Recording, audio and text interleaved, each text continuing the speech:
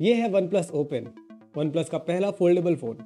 और अपने पहले फोल्डेबल के हिसाब से ये बहुत अच्छा है, इतना अच्छा कि शायद ये सैमसंग Z Fold 5 और गूगल पिक्सल फोल्ड से भी बेहतर है। तो सबसे पहले इसके बॉक्स में एक 67 वॉट का चार्जर मिल जाता है, जो ज़्यादातर स्मार्टफोन के साथ नहीं मिलता है, प्लस एक प्रोटेक्टिव केस भी है।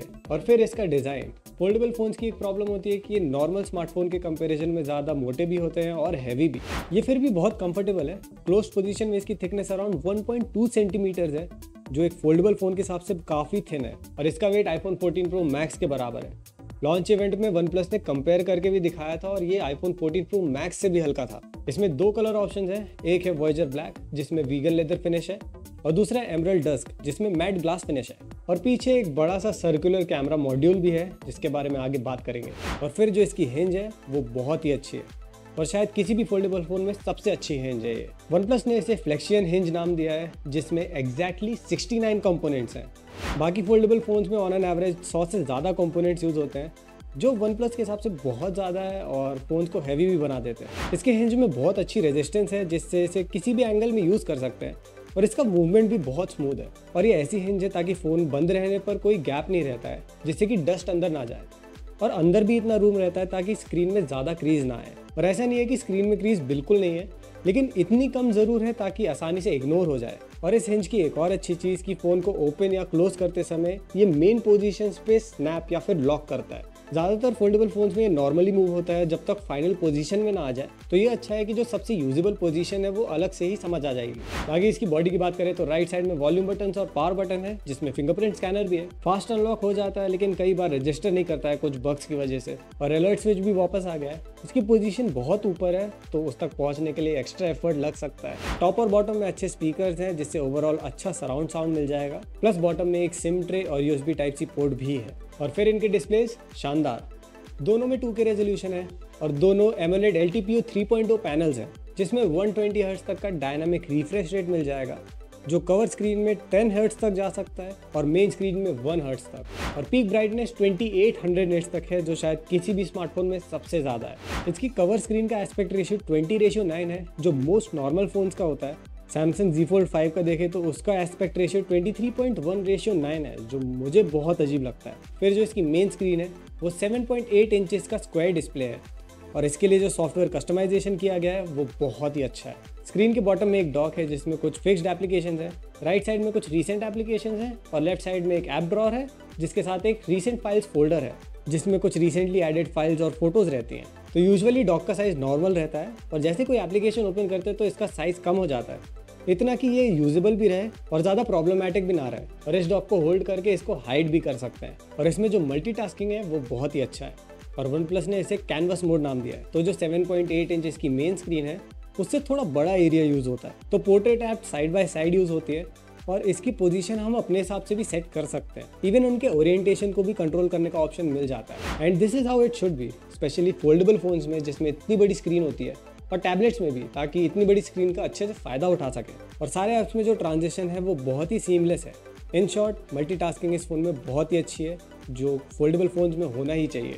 और ये पॉसिबल भी है पार्टली इसके स्नैपड्रैगन 8 Gen 2 प्रोसेसर से, जो रे ट्रेसिंग एनेबल्ड है, प्लस 512 GB की बहुत फास्ट इंटरनल स्टोरेज, और 16 GB की टॉप एंड LPDDR5X रैम से भी। एंड आई थिंक एक फोल्डेबल फ़ोन इस 16 GB की रैम को जस्टिफाई भी करता है, जिसमें 2 से 3 हैवी एप्लीकेशन एक साथ चल सकते हैं। नहीं तो मुझे नहीं लगता कि नॉर्मल स्मार्टफोन्स में 8 GB से ज़्यादा रैम की ज़रूरत पड़ती भी होगी।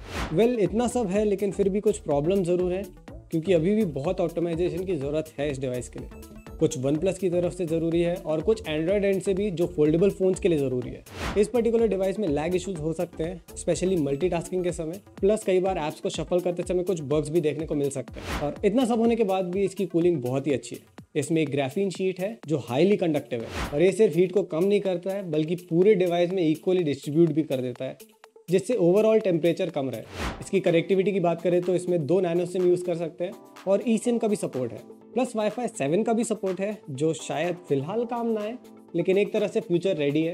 प्लस 4 साल के मेजर OS अपग्रेड्स का भी प्रॉमिस है, तो लंबे समय तक भी चल सकता है। फिर इसमें बैटरी भी बहुत अच्छी है, 4800 mAh की बैटरी कैपेसिटी है, जो नॉर्मल यूजेज में आराम से 8 से 10 घंटे चल सकता है। ज़्यादातर यूजर्स के लिए काफ़ी होगा। हाँ, मल्टीटास्किंग और हैवी यूजेज में इसकी बैटरी जल्दी ड्रेन हो सकती है, तो उसके लिए 67 वॉट का चार्जर भी है। जो 0 to 100 50 मिनट्स के अंदर कर सकता है। और अब इसके पीछे जो सर्कुलर कटआउट में हैसेलब्लैड ब्रांडेड कैमराज हैं उनकी भी तो बात करना है। ज़्यादातर फोल्डेबल फ़ोन्स के कैमराज में बहुत कॉम्प्रोमाइज़ किया जाता है, मेनली कॉस्ट को कम रखने के लिए। लेकिन वन प्लस के हिसाब से ये सबसे अच्छे कैमरा सिस्टम है, ना कि सिर्फ फोल्डेबल फ़ोन में बल्कि किसी भी स्मार्टफोन में। हाँ, ये बहुत ही बड़ा क्लेम है कंसिडरिंग स्मार्टफोन्स में आईफोन्स, पिक्सल्स और इवन सैमसंग भी आते हैं। तो क्या ये सच में उनसे भी अच्छे हैं? वेल नहीं, अच्छे कैमराज हैं, जैसे कि मेन सेंसर 48 मेगापिक्सल का है जो पिक्सल स्टैक टेक्नोलॉजी यूज़ करता है, जिसकी हेल्प से और लाइट कैप्चर हो सकती है, यानी कि बेहतर लो लाइट परफॉर्मेंस और डिसेंट इमेजेस मिल जाती है। बहुत अच्छी भी नहीं लेकिन बहुत बुरी भी नहीं। इससे नेचुरल टोन्स और कलर्स मिल जाते हैं और इमेजेस बहुत ओवर प्रोसेस नहीं लगते हैं। लेकिन अभी भी थोड़ा सॉफ्टवेयर एंड में इंप्रूवमेंट की ज़रूरत है, जैसे कि मूविंग ऑब्जेक्ट्स बहुत आसानी से ब्लर हो सकते हैं क्योंकि इसका शटर स्पीड उतना अच्छा है नहीं। उसके लिए अलग से एक्शन मोड है जिसमें शटर स्पीड तो बढ़ जाता है लेकिन आईएसओ बढ़ जाता है, जिसकी वजह से नॉइज़ बहुत ज़्यादा आ जाती है। पोर्ट्रेट मोड में भी जो बैकग्राउंड फोरग्राउंड डिस्टिंक्शन है उसमें भी इंप्रूवमेंट्स की ज़रूरत है। और फिर है इसका अल्ट्रा वाइड कैमरा, वो बहुत अच्छा है और ज़्यादा कोई इश्यूज़ नहीं है इसमें। ये भी एक 48 मेगापिक्सल का सेंसर है और हाँ अच्छा है। और फिर इसका टेलीफोटो कैमरा जिसमें 64 मेगापिक्सल का सेंसर है और इसमें 3x का ऑप्टिकल जूम मिल जाता है और इतना हाई रेजोल्यूशन होने की वजह से इसमें 6x तक लॉसलेस जूम मिल जाएगा। बट इसका अल्ट्रा रेज जूम जो इसका डिजिटल जूम है वो 120x तक है, बट सीरियसली उतना काम का नहीं है। अल्ट्रा रेज तो बिल्कुल नहीं है और किसी को भी रियलिस्टिकली इतने जूम की ज़रूरत नहीं पड़ेगी। फोल्डेबल फ़ोन्स का ये फ़ायदा है कि रेयर कैमरास को फ्रंट कैमरास की तरह भी यूज़ कर सकते हैं, यानी फ़ोन का जो सबसे अच्छा कैमरा है उसको सेल्फीज़ के लिए भी यूज़ कर सकते हैं। भले ही सेल्फीज़ के लिए दो फ्रंट कैमरास भी हैं, एक मेन स्क्रीन में 20 मेगापिक्सल का है और कवर स्क्रीन में 32 मेगापिक्सल का है। और फ्रंट कैमरास उतने अच्छे नहीं है, इमेज क्वालिटी भी उतनी अच्छी नहीं लगेगी और कई केसेस में ओवर एक्सपोज हो सकती है। फिर इनकी वीडियो क्वालिटी भी डिसेंट है, बहुत नॉइज़ देखने को मिल सकता है स्पेशली लो लाइट कंडीशंस में। और फ्रंट कैमरास के तो और बुरे हाल है। लेकिन क्या ये बेस्ट कैमरा सिस्टम है? एक फोल्डेबल फ़ोन में कह सकते हैं, लेकिन एक स्मार्टफोन में तो नहीं कह सकते अभी। तो क्या ये सबसे अच्छा फ़ोन है? फ़ोन तो नहीं, लेकिन सबसे अच्छा फोल्डेबल फ़ोन कह सकते हैं, स्पेशली इसकी प्राइस की बात करें तो। बाकी फोल्डेबल फ़ोन जैसे कि सैमसंग Z Fold 5 और गूगल पिक्सल फोल्ड अच्छे फोल्डेबल फ़ोन हैं, लेकिन इनकी प्राइस बहुत हाई है। Z Fold 5 और पिक्सल फोल्ड लगभग 1.5 लाख रुपीज़ से स्टार्ट होते हैं और पिक्सल फोल्ड तो शायद इंडिया में भी है भी नहीं। लेकिन वन प्लस ओपन जिसका एक ही वर्जन है 16 GB रैम और 512 GB इंटरनल स्टोरेज वाला, उसकी प्राइस है ₹1,40,000। हाँ, प्राइस इसकी हाई है, लेकिन एक फोल्डेबल फ़ोन के हिसाब से सबसे अच्छे स्पेक्स भी मिलते हैं और सबसे अच्छी वैल्यू भी। और एक और चीज़ जो बहुत वैल्यूबल रहेगा वो है इस चैनल को सब्सक्राइब करना। अभी के लिए इतना ही। We'll see you in the next one. Till then take care, bye bye.